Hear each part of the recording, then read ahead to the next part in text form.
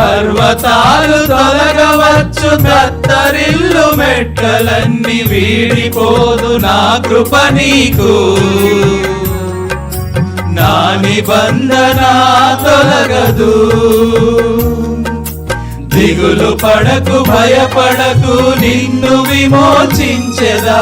నీదు భారమంత మోసినాడు, శాంతి నొసగెదా అని చెప్పి వాగ్దానము చేసిన యేసయ్యా. తల్లిలా లాలించును, తండ్రిలా ప్రేమించును.